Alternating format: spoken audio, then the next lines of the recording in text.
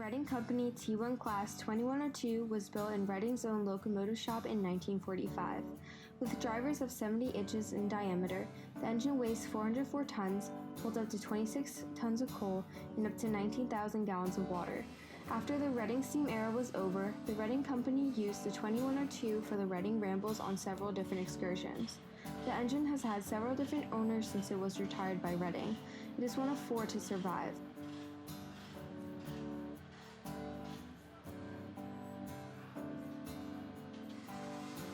The Blue Mountain and Northern Railroad purchased the 2102 in 1987, and the engine ran on the Temple to South Hamburg line into the early 1990s. The 2102 ran over Reading and Northern rails for a short amount of time before it was removed from service. The Reading and Northern put the 2102's counterpart, the 425, back into service in 2007. Many successful steam excursions with the 425, along with trips on the Lehigh Gorge Scenic Railway, proved it was an ideal time to restore the 2102 for excursion service. The Reading and Northern is a for-profit corporation. The railroad's profit is invested into the steam program.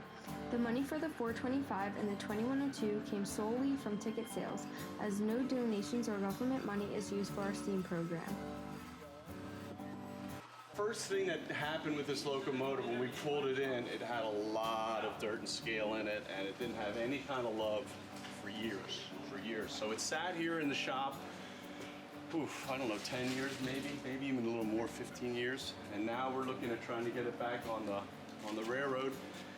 And we had to do a lot of cleaning. And once we got it cleaned and got everything out of it, we get the tubes and the flues out of it, we had to start taking UT tests and deciding what we can keep and what we can lose. When it's too thin, obviously it can't support the pressure of the boiler. It has to come out. So if you look in here, if you can bring it in and look in here, if you look at the top, you still can see some squares where we did the UT, and I don't know if any numbers exist anymore, but we actually decided that these side sheets have to get replaced. Basically up to where you can see the cut line, all that's new steel there on that side sheet. And we did both side sheets. We're gonna wind up having to do a little bit here in this throat sheet up in the front. But with doing that, then we should have a boiler that's up to code and should be strong and not have any issues with leakage, hopefully. Along with putting the new steel in, we have to put the stay bolts in. The stay bolts are what holds the 2 sheets against the pressure. So every 4 inches, about 4-inch center, you have to have a bolt to hold the 2 sheets against the pressure. All these up here with all these caps, they're all flexible stay bolts, which is a sleeve, a bolt, and then a cap on top. So we're doing a heck of a lot of those. So those tubes and those flues had to come out when we did the restoration. So right now, we're putting them back in. The big ones are the flues, those hold the superheaters, and the small ones are the tubes. Those are just the 2-inch tubes that go back and forth. So that all has to get installed, and that's happening right now. We're gonna do those and just try and get to the point where we can put some water in this thing and check with the hydro, the pressure. Some additional things that happen back here, I don't know if you can see this. This is a new sheet back here. This is your rear support sheet, and this was cracked. It was terrible. Never got replaced. So while we were at it and we had everything apart, we decided that we're gonna take this apart and put this in. This has a little bit of a kick in it, you can see. So it had to be fitted in there. And also, in addition to that, we actually started working on the lubricator lines too. So we actually started running all kinds of new lines. You can see these here. All those are replaced. There's a bunch of distributing blocks in the middle of the frame. Those got replaced, cleaned, and given a little love. The other thing that's happening here is the brakes. They're getting cleaned up. They're getting new gaskets. They're getting new love. Make sure that the bores are good and that the airlines are all cleaned out. This is the reversing, power reverse right here. That's how you get the locomotive to go forward or back. All the tanks basically have to come down, get checked. And a whole other thing is on the top is that we have to actually look at the studs in the steam dome. We have to look at all the appliances on the top. All the studs got replaced. You can look at these over here. For anything that's hanging off the boiler, and what happens is this is for the ash pan. This holds the ash pan in.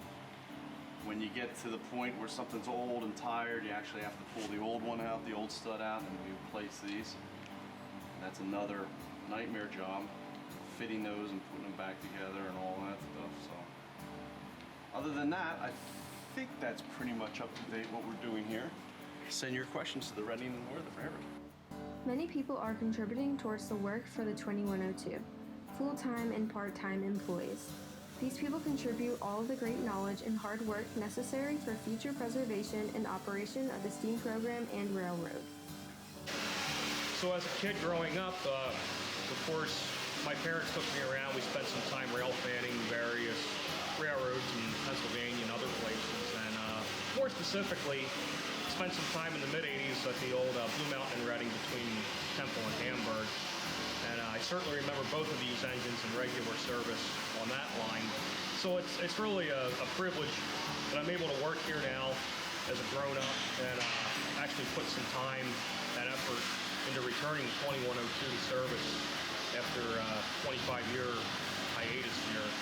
And also the ongoing maintenance on the 425, that never stops. I'd like to think the railroad's put quite a bit of time and money into this locomotive, and it runs very well for us. We try to take care of it as best as possible, and we're looking forward to doing much the same with the 2102, getting all the bugs worked out and getting a locomotive back on the railroad. As many employees remember the 2102 and the magical impressions it left on them, those who remember are anticipating, and those who are experiencing it for the first time look forward to the excitement. If you're interested in supporting our STEAM program at the Reading and Northern, please purchase any train ticket from either the Reading and Northern Passenger Department or the Lehigh Gorge Scenic Railway. For continuous updates, you can like and follow us on Facebook at Reading and Northern Railroad Passenger, or check out our website at www.readingnorthern.com.